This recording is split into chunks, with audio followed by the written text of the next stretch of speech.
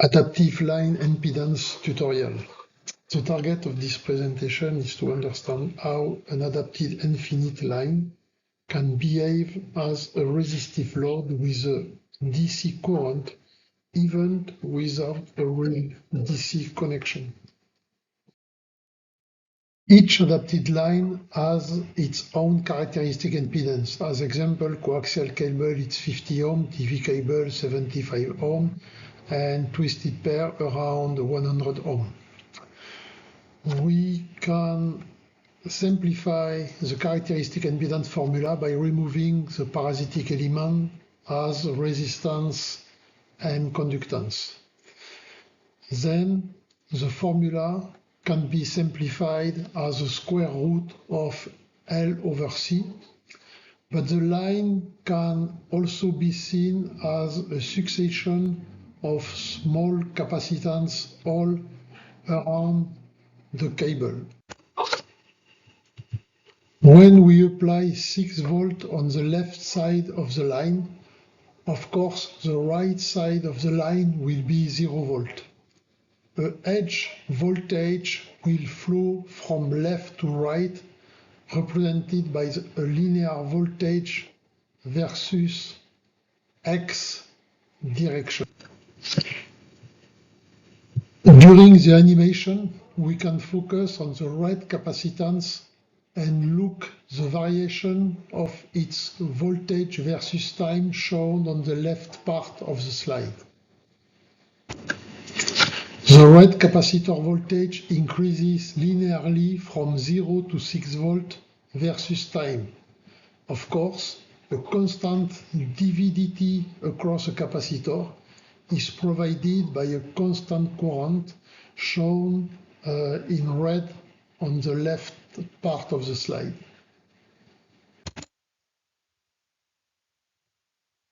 We can repeat this operation for a second red capacitor called C2dx at the end of the successive square pulse current.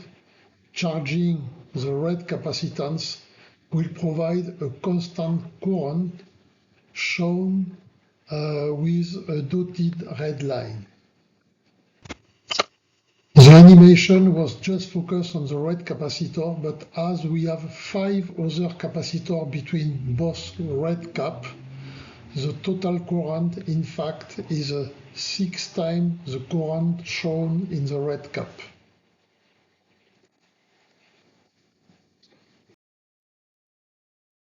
This slide shows a case when the line is terminated with the same resistance as the characteristic impedance. The current is shown in red. The current flowing in the capacitor is located during the voltage wave propagation. Ohm source voltage is set at 2 volts. As the line impedance is 50 ohm, of course the voltage at the line input is 1 volt. Now the propagation goes up to the end of the line. At the end of the line, the termination is 50 ohm, so the current will stay at the same value. This slide shows the case when the line termination is open.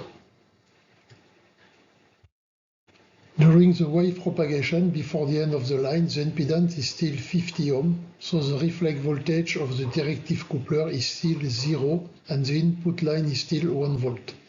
At the end of the line, as the line is open, the wave is sent back doing a second charge of the spread capacitance across the line. Then the input line voltage is 2 volt and a 180 phase voltage is shown on the directive coupler reflect. This slide shows the case when the line termination is shorted. During the wave propagation, before the end of the line, the impedance is still 50 ohm, so the input line is still 1 volt.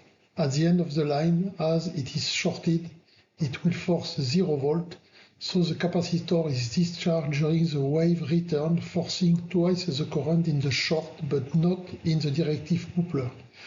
When the wave will be returned to the input, the directive coupler will see the short termination and will see twice the current and the line input voltage will be 0.